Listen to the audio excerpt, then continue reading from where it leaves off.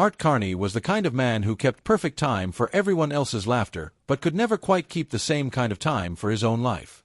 When he was on screen, he did not need to push himself to the front or do anything big and dramatic to leave a real mark on a scene. A nod that came just a tiny bit slower than expected. A pause held at exactly the right moment for exactly the right amount of time. A reaction that arrived just half a beat behind where everyone else was. Each one of those small choices was enough to keep an entire scene from losing its balance and sliding off course completely. Audiences never remembered him for huge sweeping moments or grand dramatic speeches.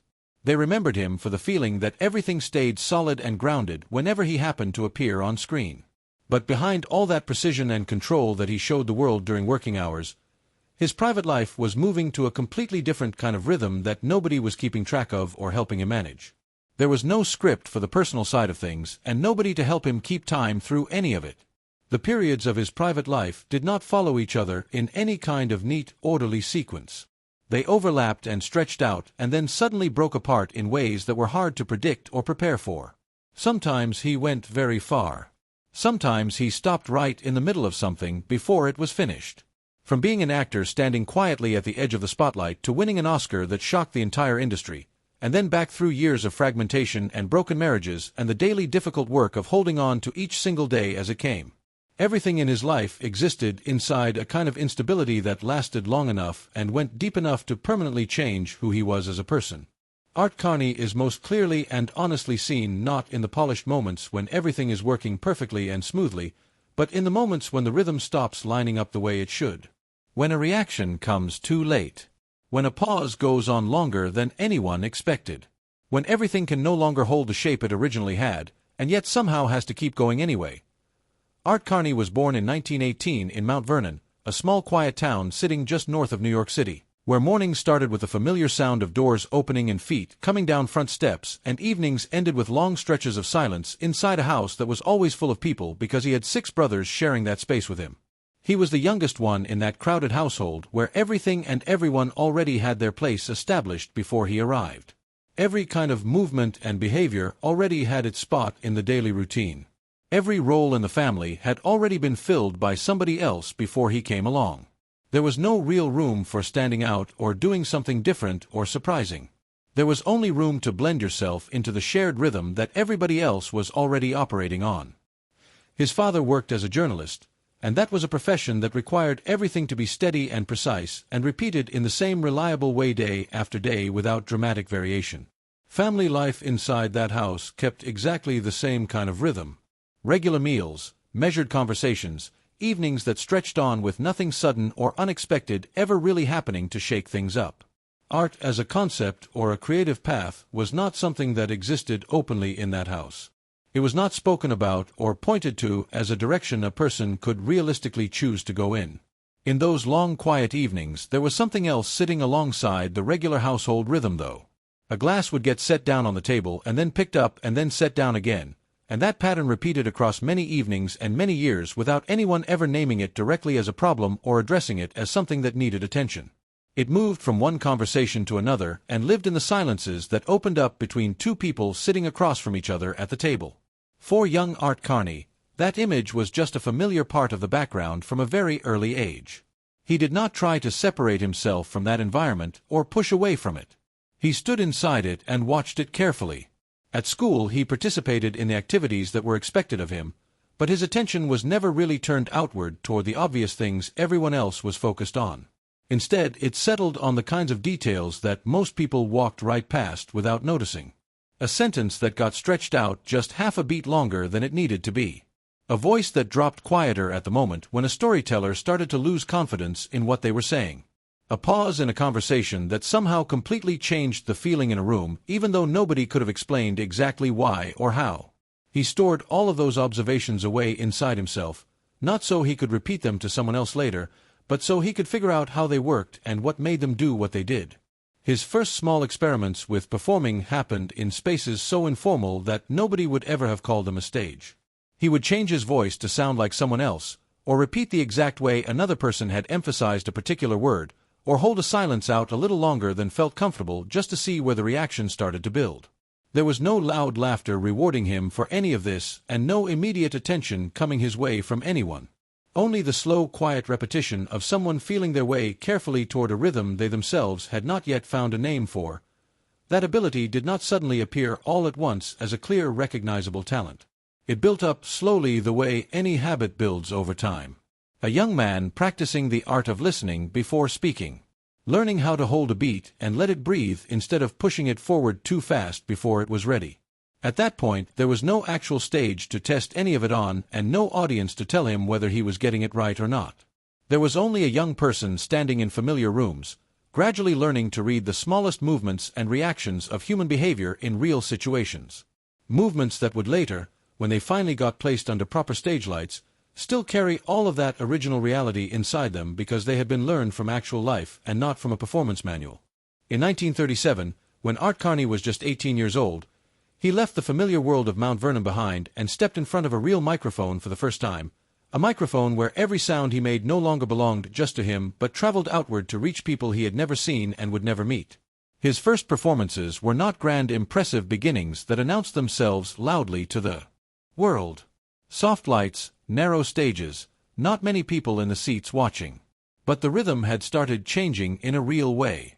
The pauses that had only ever existed in the private silence of observation could now be heard by other people and could create actual reactions in them and could hold a moment open longer than usual before releasing it. He appeared as a young unnamed comedian standing among a lineup of other acts. Not prominent, not the one people came to see. His particular way of holding rhythm stayed exactly the same as it had always been. Just a little slower, just a little off from everyone else around him. But in that performance environment, that slight misalignment started to mean something. A listener in the audience began to notice that something was different about this particular person. He was not simply speaking his lines. He was actively controlling the way other people were listening to him, which was something much more interesting and much harder to do. The door to radio opened for him under specific circumstances when he joined the orchestra of a man named Horace Heidt, which was a tightly organized operation where every single component had to line up correctly to make the whole program work the way it was supposed to. In that setup, Carney was not the centerpiece or the featured attraction. He was one working part inside a larger structure, there to appear at exactly the right moment and exit at exactly the right place and not get in the way of anything else happening around him.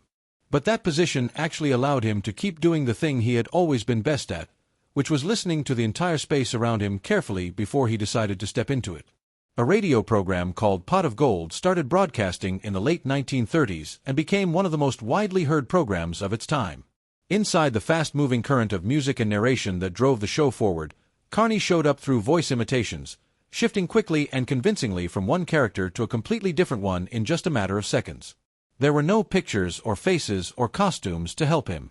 Everything depended entirely on how he placed his voice, how he stretched a particular sound, and where exactly he chose to pause before completing a sentence. The isolated private experiments from years earlier had become actual professional working tools. The audience did not immediately know his name or put a face to what they were hearing, but they began to recognize the sound of his presence, a presence that felt real and solid without needing any kind of formal introduction to establish itself. In 1941, the radio program was adapted into a film, and Carney appeared in Pot of Gold in a small role that passed through the story quickly without leaving a deep impression on the screen. But being there put him inside a larger overlapping system where radio and stage and film were all starting to connect with each other in new ways. The work became more consistent. The schedule filled up more reliably. A stable position inside the industry was slowly taking shape, even if it was still not clearly defined enough to feel certain or permanent. And at the same time, another rhythm was sliding in alongside the work, one that did not belong to any of it. Performances ended late at night. Empty stretches opened up between shows. Backstage rooms where conversations gradually faded as the hours got later. A glass appeared in those spaces without invitation and without anyone acknowledging it directly. It kept company with fatigue and with the constant pressure of maintaining perfect, precise timing across every single broadcast. For Carney, this was not a new or unfamiliar thing. It had simply moved from the space of his childhood family home into a new space where everything happened faster and with greater intensity and where the consequences of losing control were much more immediately visible. Live radio gave absolutely no room for any kind of deviation from what was expected and required. A line delivered off beat or a pause placed in the wrong spot or a reaction that came in slower than the scene needed, All of it happened publicly and in real time with no way to go back and fix anything before it reached the listeners. In some broadcasts, Carney bumped up against that boundary in ways that could be heard and felt. The rhythm was no longer entirely something he controlled. A line came too late. A reaction no longer connected properly with the rest of what was happening around it. These were small deviations in the grand scheme of things, but they were large enough for the people inside the profession who knew what they were listening for to take notice. Large enough to remind everyone paying attention, including Carney himself, that the almost perfect precision he was so carefully building could be broken apart by a single element that had been traveling alongside him since his earliest memories. There was no specific dramatic moment where everything obviously and clearly changed for the worse. Work simply continued in its repeating cycle. Go on air, adjust in real time, return, keep every working part aligned as perfectly as possible within each live broadcast. Inside the expanding world of American radio art, Carney occupied a position that was not the kind that got talked about in headlines or celebrated with big public attention, but was steady enough and valuable enough to keep going over time. A position where he maintained the rhythm of the entire program from the inside without ever needing to step forward into the light to do it. Behind that steady professional surface, another quieter and slower movement was taking shape. It did not break everything apart all at once. It only shifted things slightly at first, just subtly enough that nobody raised an alarm immediately. A familiar habit continued to slip itself into the gaps of the working schedule, carrying its own slower and heavier rhythm with it, a rhythm that was considerably more difficult to adjust or correct than anything happening on the AIR. In 1943, Art Carney left radio behind and enlisted in the United States military. He was trained as an infantryman in a machine gun unit, and that was not a position that had any patience for slow reactions or being out of sync with what was happening around you. In that environment, the things he had developed in the radio studio did not disappear or become useless. They transformed into something that kept him functioning inside a completely different and far more dangerous kind of situation. The ability to listen to everything happening in the space around him before acting, to time a moment correctly, to keep his reactions aligned with whatever was unfolding in front of him, all of it became